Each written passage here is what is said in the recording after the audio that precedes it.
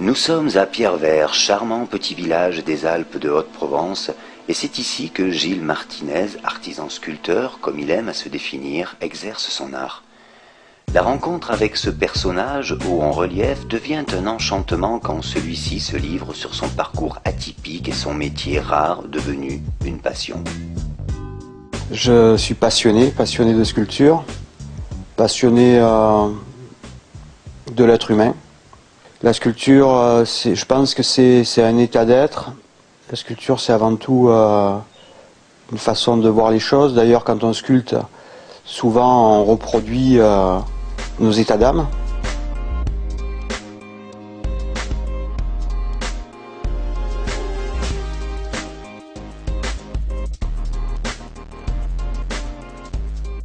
J'ai découvert la sculpture à l'âge de 8-9 ans.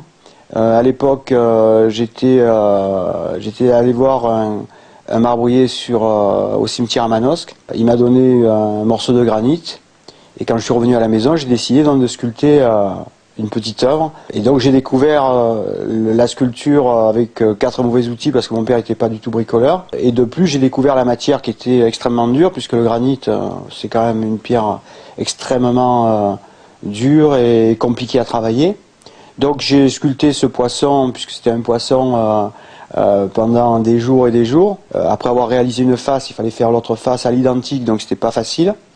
Et quand j'ai eu terminé ce poisson, parce que je suis quelqu'un de tenace et ça a duré des mois, mais quand j'ai eu terminé ce poisson, j'ai laissé cette œuvre pendant des années, j'ai pu retoucher la sculpture.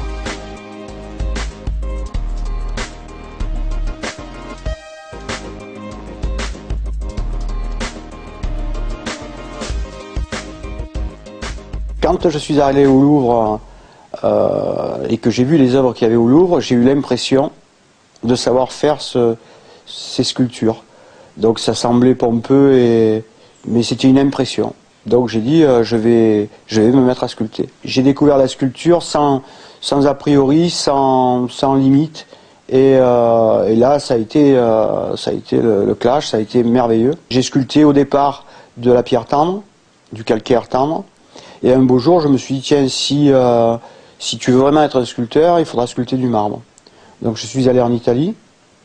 Et en Italie, là, j'ai rencontré des sculpteurs de renom. Je leur ai dit, voilà, je voudrais acheter du statuaire Bianco. Et le gars me dit, pourquoi faire? Je dis, ben, pour sculpter. Il me dit, bon, tu sculptes, toi? J'ai fait, oui, je sculpte. Il me dit, qu'est-ce que tu sculptes? Donc je lui ai montré ce que je sculptais. Et il m'a dit, c'est toi qui as fait ça? J'ai dit oui. Il m'a pris par le cou, il m'a dit, alors ici c'est ta maison.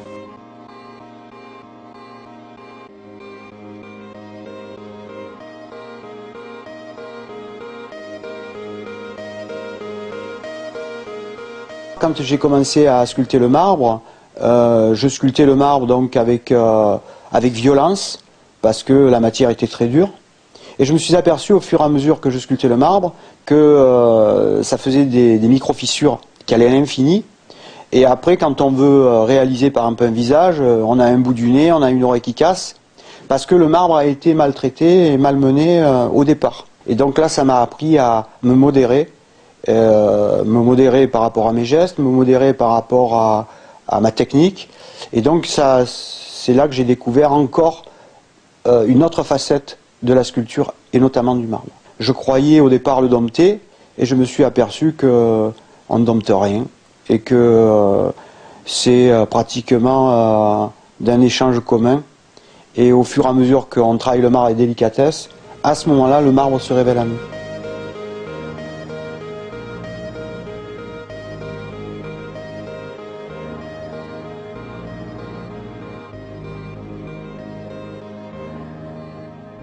Dernièrement, j'ai réalisé pour des particuliers une pyramide. Dans cette pyramide, j'ai sculpté une œuvre de Léonard de Vinci, l'homme aux 4 bras et aux 4 jambes. Et donc la personne était amoureuse des mathématiques et de la science. Donc j'ai réalisé des symboles mathématiques, style 8 à l'envers, qui veut dire l'infini ou l'être unique. Et donc par rapport aux passions et au vécu de la personne, je vais trouver l'inspiration de réaliser une œuvre qui va être hors du commun. On a eu un projet ensemble de faire une fontaine Et puis j'ai visité son atelier, j'ai vu qu'il faisait plus que de tailler des pierres, il sculptait également, et c'est comme ça que petit à petit j'ai apprécié son travail en tant que tailleur de pierre et aussi en tant qu'artiste. Tout à fait par hasard, je suis tombée sur des photos d'œuvres de Gilles Martinez.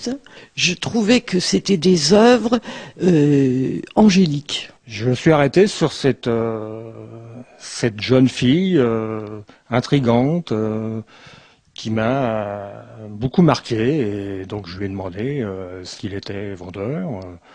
Donc c'était une œuvre maîtresse pour lui, ne souhaitait pas s'en séparer.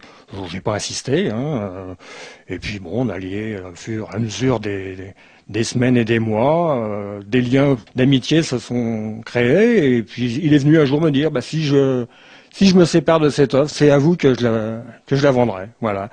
Et donc ça s'est fait comme ça, réciproquement, un coup de cœur, voilà. Cette œuvre, je la vois tous les jours, je la touche souvent, elle est lisse, elle est douce, elle est belle.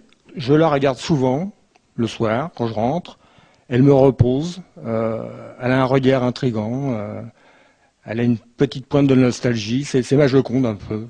Donc elle me fait un peu rêver, et c'est difficile de cerner sa personnalité, et donc il y a beaucoup de recherches sur cette œuvre. On s'en lasse pas. Je suis heureuse de la voir.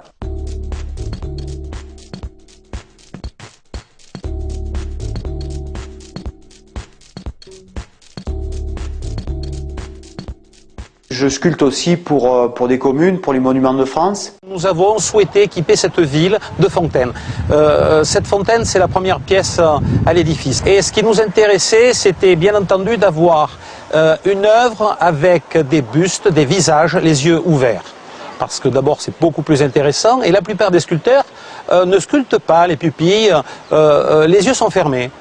Et Gilles Martinez a répondu donc à ce marché avec ce détail qui pour nous avait malgré tout de l'importance. J'ai suivi cela avec passion, j'ai vu avancer l'œuvre, j'ai découvert semaine après semaine les visages, le travail de l'artiste. On a vu de ce bloc de marbre sortir cette œuvre, c'est exceptionnel. Vraiment, c'est extraordinaire. C'est magique.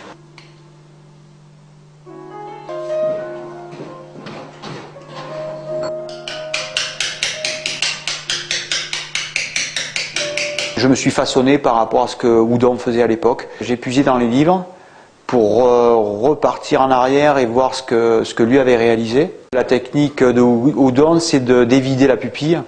C'est-à-dire qu'en fait, on travaille l'œil dans son intégralité.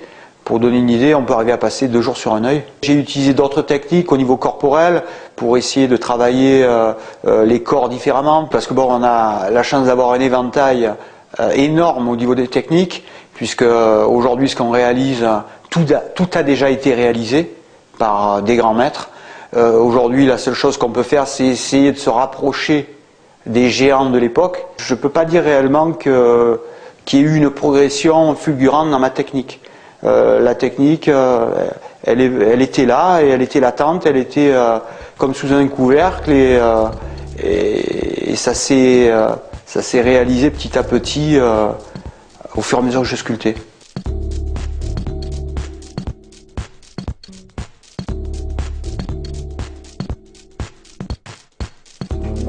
J'ai découvert cette passion, à la fois la passion du geste, à la fois la passion des volumes et à la fois la passion de la matière. Au départ, quand j'ai commencé à sculpter, je sculptais d'instinct. J'ai eu souvent l'impression que les choses se réalisaient sous mes doigts. Je pense que ce qui est important dans la sculpture, c'est quand on débraye du mental. Pour créer, j'ai absolument besoin de ne plus penser.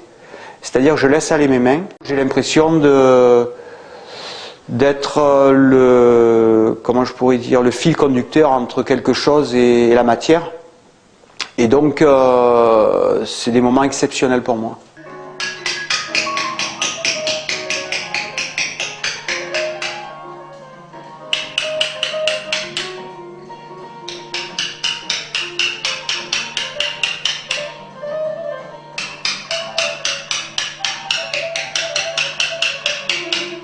On m'a souvent dit que j'avais le don. Le don, c'est quoi? Le don, c'est quelque chose qu'on vous a donné. Donc ce qu'on vous a donné, ça ne vous appartient pas. On peut le travailler, mais ça ne nous appartient pas. Et donc à partir de là, du moment qu'on nous a donné quelque chose, déjà on n'a pas réellement de raison de s'en valoriser puisqu'on nous l'a donné. Mais je suis quelqu'un qui s'y remercie. Hein. C'est-à-dire qu'en fait, je remercie la vie. Chaque fois que j'interviens sur une œuvre, je remercie la matière de pouvoir me donner l'impression de donner la vie. Gilles Martinez est un artisan de l'art. Donnez-lui un bloc de marbre, fermez les yeux, laissez l'artisan œuvrer, laissez ses mains s'exprimer. Puis, ouvrez grand les yeux, approchez-vous, écoutez. N'entendez-vous pas? C'est ce buste qui murmure, c'est un cœur qui bat. L'artiste vient de donner la vie.